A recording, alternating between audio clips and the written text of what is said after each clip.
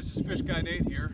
I'm going to show you what I take camping up in Canada on the lakes canoeing. I go for about 7 or 8 days with a group of people, and I'll show you all the personal equipment that I take. I won't go into the group equipment, but we'll start with going through the pack. This pack is good for 3 people. There's 3 people's gear in here. I have an axe tied to the outside. Go through a life jacket, sleeping bag, and a bunch of other necessities. So these are the contents that I put in my sleeping bag. When you come in off of a long day on the water, you're going to be wet, tired, sunburnt, whatnot. One of the things I have is a Kelly sleeping bag. I'm not real fond of it. It's a 22 degree F bag, but since I sleep in a hammock, I still get pretty chilled. So I took an old army blanket, and it's pretty thin, but I cut it down. It's wool, about shoulder width, full length. I store that in here. When you go to bed, you want to be able to be dry, protect your skin. So I put comfortable pieces of clothing in here. So I have cotton, thick cotton socks, cotton underwear, cotton t-shirt, and a snow cap. Even though I go in Canada in August, having a snow cap helps you sleep better at night. It can get chilly. I also put my baby powder in a Ziploc bag here with my sleeping bag. So when your feet are wet, you put the baby powder on your feet, then you put your feet in the cotton socks. It'll dry your skin out. You'll feel a lot more comfortable. I have a headlamp I keep in here. I'm not going to be using the headlamp unless I'm in camp. So the perfect opportunity is to pull that out of your sleeping bag. I have a Sea to Summit Gore-Tex waterproof compression sack with the vent. I recommend the vent. When you put all this gear in there, you're able to compress it down and bleed that air out. If you don't buy the vent, it's like a giant balloon. So these are the only clothes I'm going to bring that's extra for 7 days in Canada. Every night I'm going to put these clothes on. So I want to keep them clean, and I'm only going to put them on when I go to bed.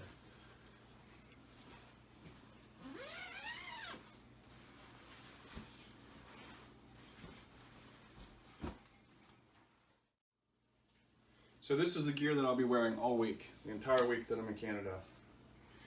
I went to REI and I bought sock liners.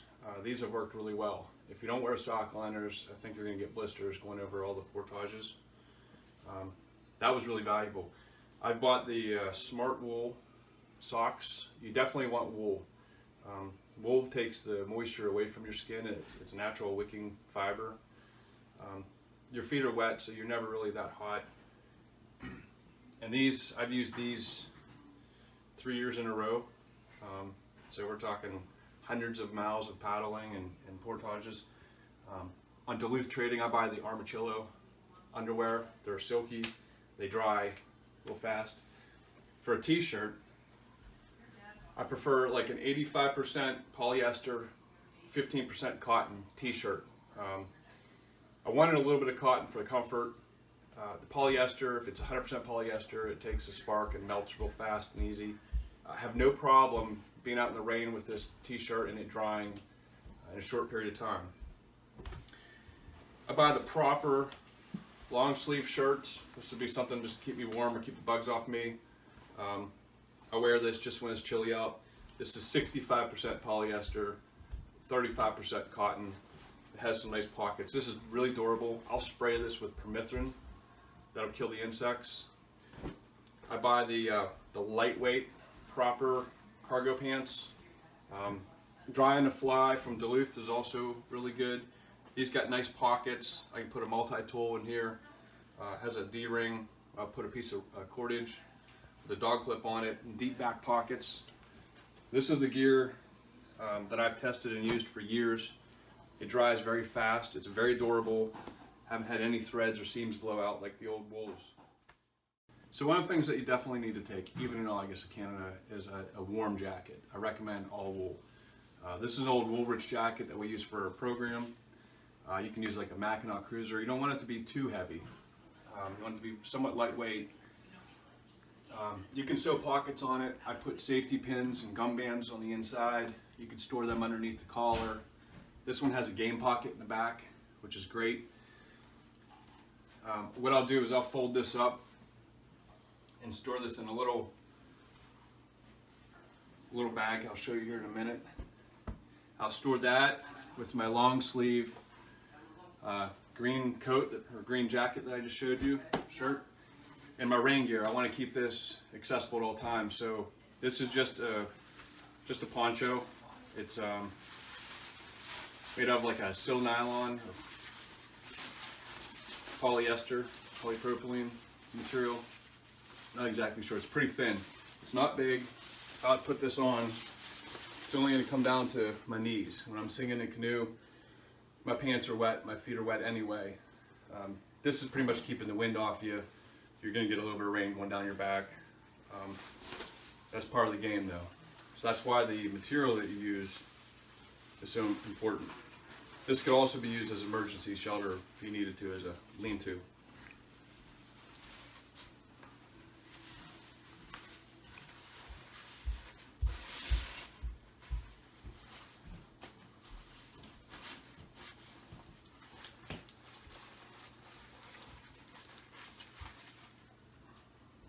I just put a gum band on this.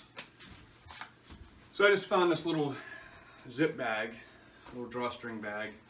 I put a carabiner on there.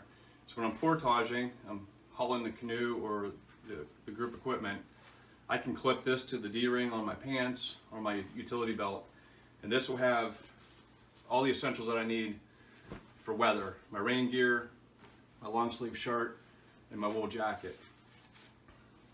I'll be using the long sleeve shirt and the rain gear a lot more than the wool jacket. So what I'm going to do is, to keep this not waterproof, but water resistant, I'm just going to tuck this into a garbage bag. I'm not going to gooseneck it. I'm just going to fold it over so the air bleeds out. And I'm only doing this basically to keep the rain off of it. If I would gooseneck it, then I can't compress it without puncturing the bag. So if I would swamp the canoe, yeah, it's going to get wet, but it's wool. It'll dry.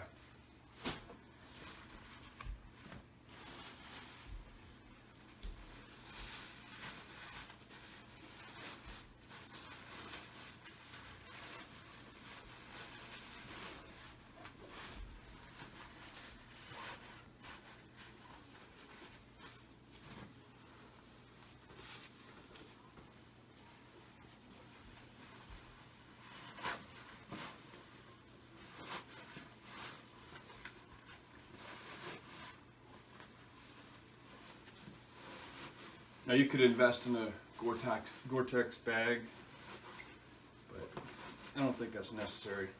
Basically, I want to make sure that this stuff is accessible. I'm not going to pack this in my backpack. I'm going to keep this in the canoe. I'll take this off my belt and snap this to the bow or stern line in the canoe, and it'll just dangle on the port or starboard side of the canoe.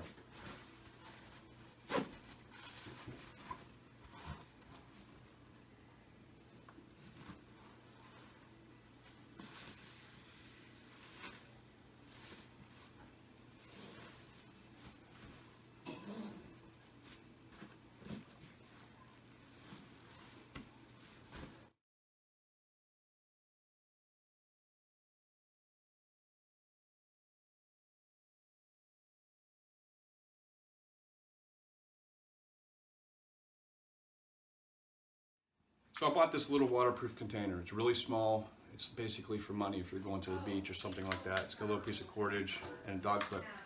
I made this into a small personal first aid kit. We carry a large first aid kit for the group. This is something I'm going to want maybe on a portage or when I'm in my hammock at night. I tend to a blister or something. So I have an iodine pad. I have a couple larger band-aids, good for your fingers, knuckles, and I wrapped some Leukotape around a piece of flattened out straw. The Leukotape is a product that I really like. It's much better than moleskin. It'll stick to a wet foot or a wet hand the entire week that you're in Canada. It wears really well, doesn't want to come off. Look it up on Amazon or at your local store, but it's a great product. I'll probably keep something like this in my life jacket, so it's with me all the time. I'm not going to pack this deep in my pack. Like I said, this is an individual first aid kit just for small things that I need to tend to. So this is my utility belt. I'll wear a regular leather belt with my pants, but this utility belt is what I want to wear in camp. So on it I have 3 pieces of equipment. I'm going to have my cup. On my cup I keep extra gum bands for goosenecking my bags, and or when we're in the kitchen, working on the kitchen. This is an old military issued cup. It's a Kenro. It's hot cold. It's really non-breakable, though we have seen them break. One tip I have for these is what I'll do, I'll measure exactly 1 cup of water in here. I'll score it with a knife. So now I have a unit of measure. I just sewed a piece of strap, put a clip on there, keep that on my belt. The water up there we drink right out of the lake. So I always have access to fresh water, and that's why we keep it on the belt. This is just an old Army belt. Some guys like to use the load-bearing belts, like maybe the police wear, where it's not so heavy on you. You need to have a fixed blade knife. This is an old buck knife, 119. This is close to 30 years old. I've never broke the tip on it. I think it's the right tempering of metal. It holds an edge good, but it's a little bit flexible enough where it hasn't broke. It's not brittle. If you buy these knives nowadays, this knife is still for sale. It's still the same price, about 50 bucks. The sheaths are not nearly as good. It's thin, junky leather. You'll have to reinforce it with some rivets and some stitching at the belt loop. I have not had to do that to this original one. Like I said, it's about 30 years old. This is a little, I guess you call it a fanny pack that we like to wear. This is going to hold necessities I need throughout the day. So, I'll show you what I keep in here. By the way, it snaps on, so I can snap this off if I needed to and put on another belt. So I'll keep at least 2 pieces of cordage. I like to keep a dog clip on one. That's a 3/16 paracord, and this is, I think, I don't know, it looks like a 5/16 braided nylon. My sunglasses in a case. I don't want them crushed. I need my sunglasses. You don't want to get your eyes burnt and get sunburn on the water. They're on there all day. I have a Gerber Crucial multi-tool. This is pretty nice. I like it. It's got a knife. It's got pliers.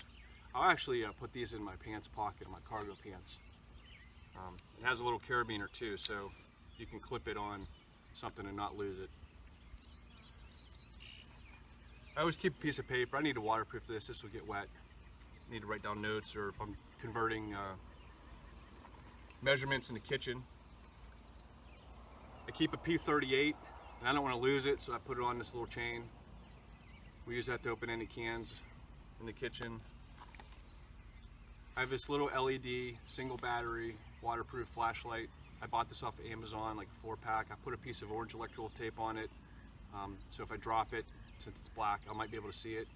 It has you can change the focus on it. This has worked really well. I haven't even changed the battery. I've used it for 2 trips in Canada already. I don't plan on needing this, but I take it anyway. Fire starting kit here. Always keep a pen or a pencil. I have both. A piece of pencil I could sharpen if the pen would break. I put a little bit of dish soap in a little vial here, a little plastic jar. You go on PC, personal call in the woods, you want to wash your hands. You always have it available. Plus the dish soap, you can put that, if you needed to, on the outside of your pots and pans when you put them over the fire. That way that when it blackens, you'll be able to wash them off quickly. Though I do prefer PAM. We carry PAM with our commissary, the group equipment. Always throw in some wire ties.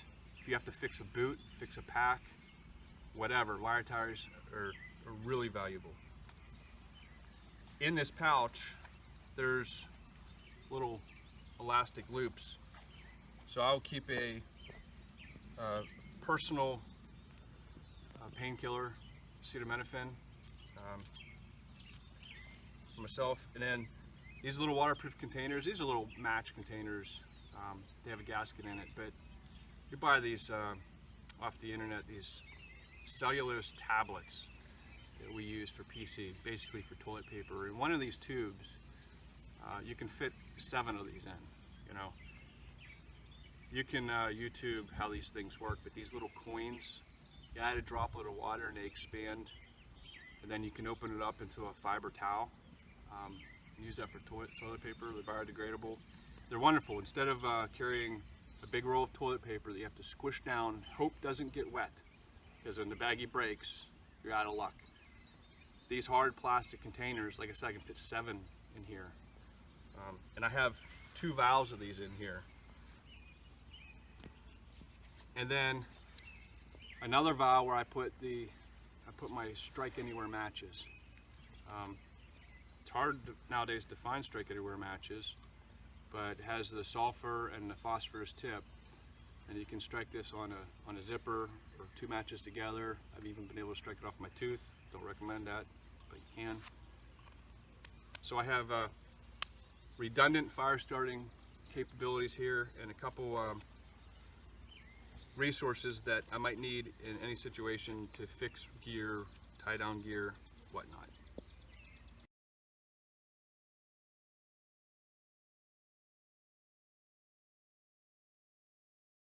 So I want to go over boots. You want logger boots. Your feet are wet up there the entire time. You're stepping in and out of the canoe, walking through swamplands, going up and over beaver dams. Your feet are wet. Logger boots are all leather boots. These are mine. These are Carolinas. I've gotten 3 seasons out of these already. These are about $100, so probably the cheapest ones you can find. There's a couple other brands that are more expensive, but they're all leather. There's nothing to them. When you're looking for a boot, you want to make sure that it's full stitching, not plastic molded pretend stitching, where the leather will separate from the sole. You want to make sure that that's really important. You want some ankle support. You want it up kind of high. Since these are all leather, all logger boots, you're going to get moderate ankle support. It's not really like a hunting boot. You don't want insulation in your boots. A couple things. One, it's a sponge. It's going to hold that water in, and every time you step or move, it's going to squeeze out some of that water and then reabsorb it. It takes forever to dry. 2, when that foam gets wet, it expands, and it's pressing on your skin now. And every time you move, it's going to grind a blister into your skin. And 3, you're going to ruin your boot.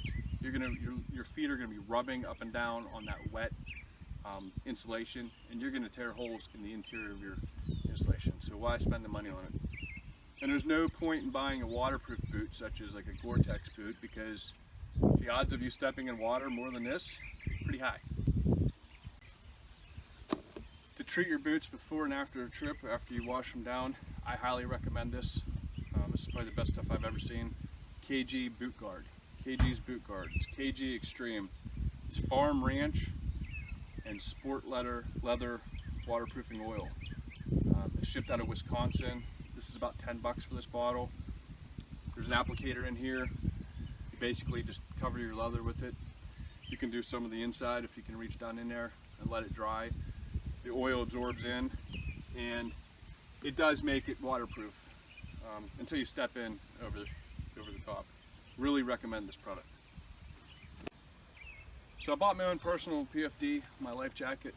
I prefer this one. This is a Stolquist Fisherman model. It gives me full access for paddling. I can paddle and not have anything in my way. I like that, but it still has pockets, because you can buy smaller models that don't have the pockets. I do mount my GoPro right here, and I have a Storm super whistle that I clip on here, so for emergencies I could whistle. I've had to use this for bear before. And I strapped on a machete. So I just wire tied it. So I've had to get out of the canoe and go up into the bush and clear out some portages. This is a K-bar, a kukri style machete. Actually, everyone's using this on TV now. I've had this for years. I did have to put a new copper rivet in up top here and do some new stitching on the sheath, but I like the product. keep a couple carabiners on the back of this. When I'm in camp and I have my hammock up and I have a clothesline up for my gear, keep all my gear off the ground, I can clip my my setup here on that. A couple things in the pockets I want to show you. When I have my life jacket on, it means I'm going to be in the water, so I'm going to be in the canoe, which means I can't access anything in my backpack. So I keep a magic marker in here. If I'm making notes or marks on a map, I want to have that accessible. I have a small bug net, real cheap, thin material. It's almost no weight. I have my sunscreen, really important. Sunburn out there can be a serious issue. I keep a small piece of cordage, bright colored. If I have to tie something onto the canoe, something breaks, a quick lashing. And lip balm. That's important so you don't get burnt on your lips. I also keep a lighter. If you swap a canoe up on those lakes up there, even in October, August, September, that water is still pretty cold. And if you're in the water on a big lake, swamp because of a storm, you can get hypothermia. I want to be able to get to shore as fast as possible and be able to build a fire. And I don't want to tinker around with matches or flint and steel or a fire starter. So I'll waterproof this lighter and I'll keep it in my life jacket. We've had to build fires for that particular reason in the past. I want to be ready and prepared. And this pocket over here, I have a small micro LED light. I keep it on my life jacket. If it's dusk, you can't find a campsite, I have a light that I can help read the map. I have a light to blink at a passing motorboat. Any other needs when maybe I'm portaging to camp and it's getting dark, I can let it just dangle on the zipper while I'm carrying the canoe and it's lighting up my footpath. Oh, and I wire tied a small roll of black electrical tape. Electrical tape can be used for anything. You get a puncture in an aluminum canoe, you know, if you need it for medical bandage. There's so many applications for that. On this side, I have a small little plastic bag with a zipper. I have a toothbrush. I cut the handle off and toothpaste. Since the water's fresh up there, the most opportune time to brush your teeth is when you're in the canoe, and it's readily available. It's not packed in my backpack. I have a mirror. Gotta look good. It's also really good emergency mirror. A bush plane's passing over, we're out on that water, I can flash them down.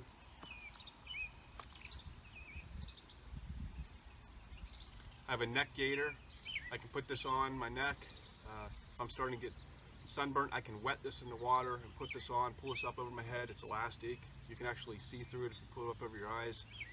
Also, we've had times where someone will be paddling and their preserver will be rubbing their shoulder raw or something like that. That can get serious. With one of these neck gaiters, you can slip it up over your arm and cover that exposed area and provide some insulation there.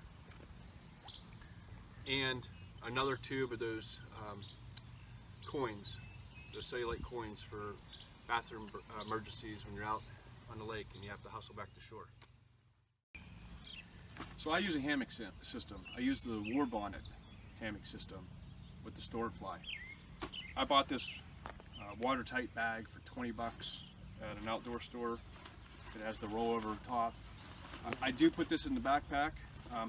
This is actually pretty light, but I have everything I need for my hammock, with the exception of my tent stakes.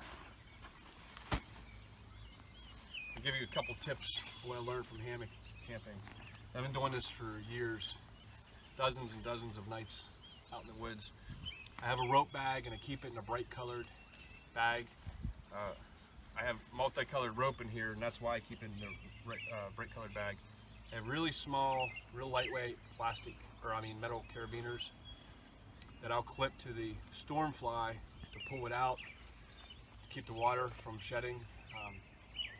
The hammock is made of sil nylon, and so it has approximately a 30% expansion rate of the material, somewhere around there, when it gets wet. So you can set it up nice and taut and straight. When it rains or heavy humidity, everything's going to sag. So I want to tie everything out. So I have all the rope that I need. I have my tree huggers and clips that come with the system in this bag. I have 2 pieces of rope with dog clips and a large piece of rope for a ridge line. I'll run a ridge line from tree to tree. I know it's exactly 5 paces is my comfort zone with all my ropes. This ridge line I'll run nice and tight, and I'll drape my stormfly over it. It's not necessary, but like I was mentioning, that expansion of the material, if I just hold the stormfly at the ends and it rains, I'm going to get a sag in the middle, and water can build under there, and that's going to be your drip point. And so this ridge line keeps that tight, and the length of it at the ends is my clothesline. These 2 dog clips will clip to the eyelets at the end of my stormfly. And all the other rope in this bag is to tie out the rest of the hammock. My hammock's in this bag. This is really light, a really nice hammock. I love this hammock. I put red magic marker on this end. I know this is the head side. I also put drip lines. Let's see if we can find one here. I put drip lines on. I've learned that I needed drip lines. And I colored the drip line on the side that's your head, so I can install this quickly and easily.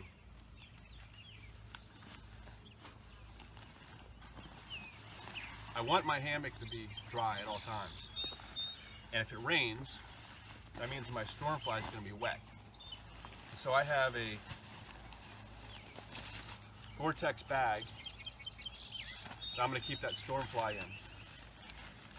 A War Bonnet gives you this bag to put it in, but when you're handling it, or if this drops, this gets wet, next thing you know, that water's transferring over. I want this to always be dry, so my stormfly's in here, and I keep the small pieces of rope for the corners already tied to it. So I basically take this, open it up, throw it over the ridge line, and stake it out. It's that quick. When I'm done, I bundle it back up, throw it in this. This keeps the water separate between the pieces of gear.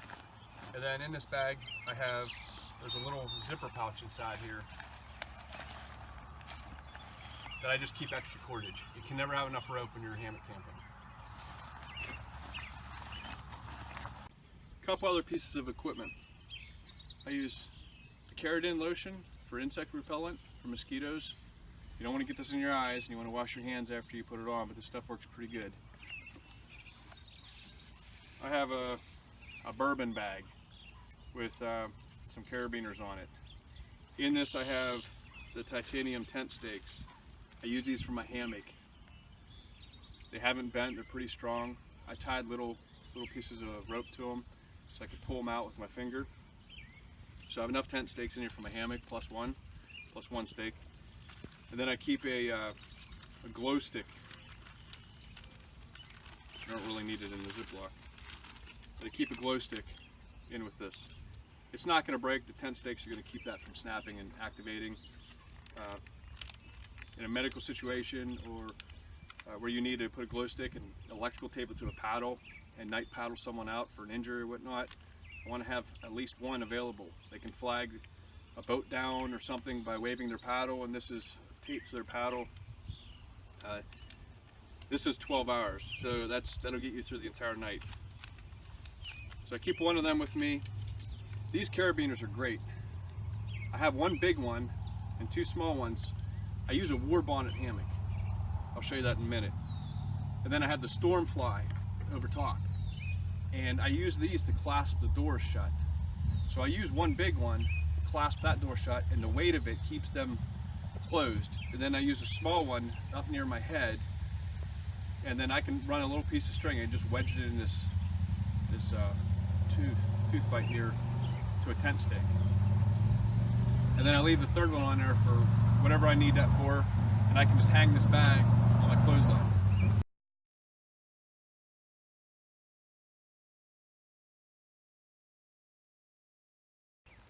So I want to go over my map tube.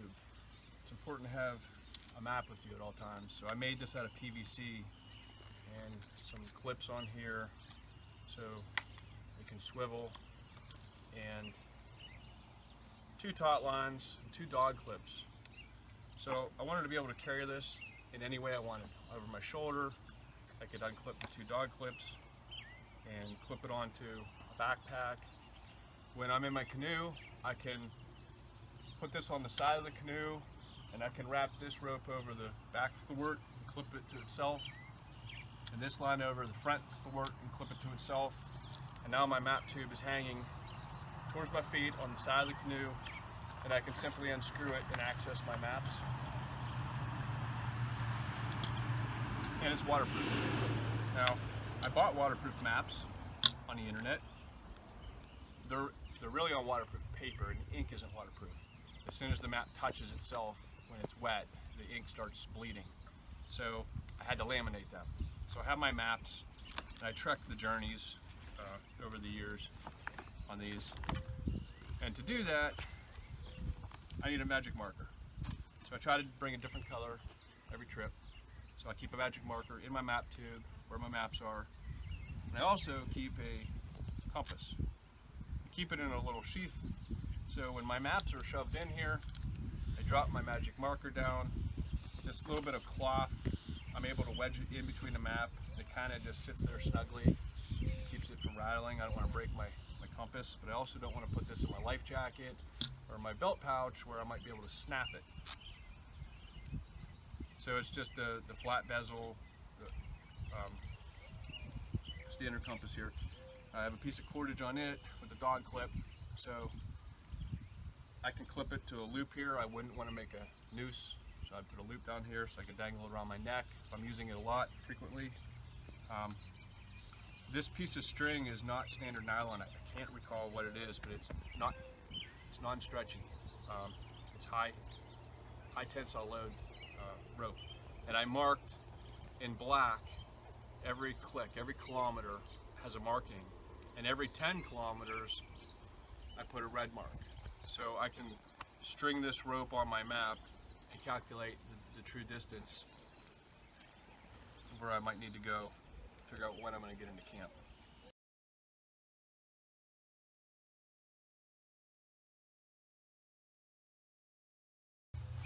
So I have a small little bag that I stitched together, put a carabiner on it. Again, I can snap this to my clothesline. All my gear is off the ground. In Canada, there's a lot of slugs. When you wake up, anything on the ground is going to have slugs on it. And you don't want it laying in the mud. I'm not going to fill this bag, but I have a toiletries kit, basically, for when I'm in camp in a peanut butter jar. I have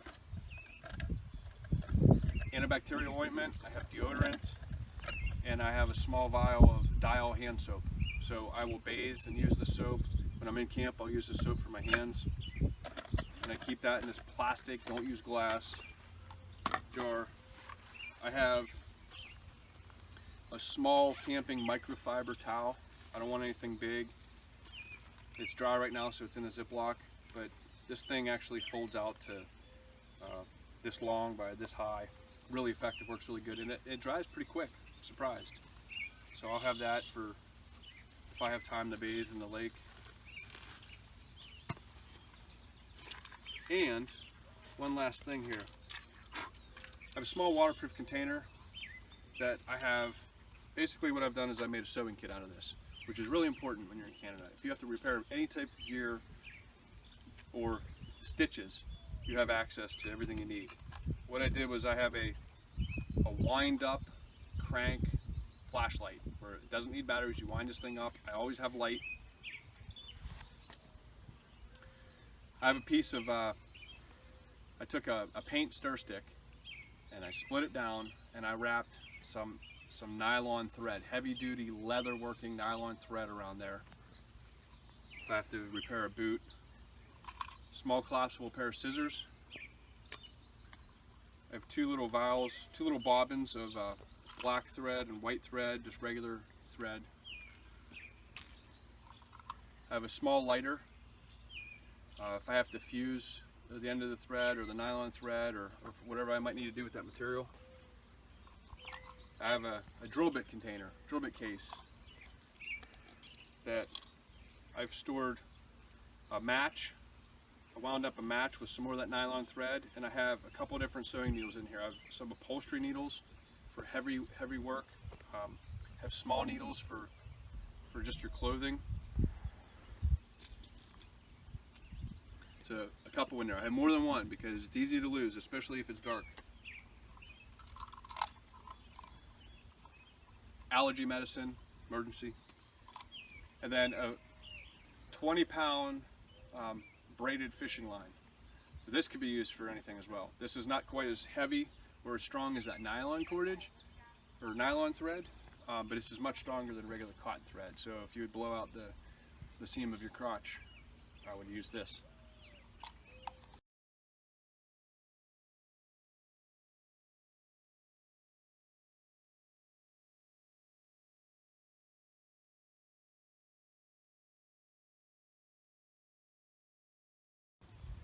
So I use a GoNex pack when I go up to Canada. This is a 100-liter. This is your pack for 3 people. This is my hammock bag. This is my sleeping bag kit, my toiletries bag, my tent stakes. I have a hand axe, and I have a council tool bush axe. Basically, this is the gear right here that's going to go in this pack, plus 2 other pieces of gear from 2 other people. They're going to have the same setup here. I'll show you how I pack this. This is an internal frame. I have a really nice review, I think, on Amazon. This has held up for 2 seasons up in Canada. It's a little bit muddy, but I had to reinforce. You take a look here. The weakest point on this pack is going to be where the harness attaches. If they would have just added a little bit more webbing here, it would have been very secure, but I haven't had a problem here. There is a handle here. I'll grab that for the heavy weight, but down below, this didn't rip or anything, but I did reinforce it with some of that nylon leatherworking thread. I just wanted to run the thread up here a little bit more. I did that on both sides. This does have a belt that you can pull out, or you can tuck it in like it is now. One important thing, if you're canoeing up in Canada, you want to have your gear as dry as you can. So use a really large, heavy-duty garbage bag. They're not cheap. Spend the money. Do it right. And then go ahead and pack your gear. We're going to be putting in your sleeping bag, your hammock, the pockets. I'm going to put my toiletries bag and the tent stakes. I'll throw in the hand axe outside of the pack towards the frame. It's an internal frame. I don't want it rupturing the pack or the liner. And then I'll put my axe on the outside. Like I said, we go with a group. There's a whole bunch of us. So we have a commissary for cooking. We have things that the group takes. In our canoe, you're going to have this pack, 3 people, plus a piece of group equipment, such as a food pack, which a lot of people will use these waterproof jugs. You would have to make a harness, a backpack harness to carry that.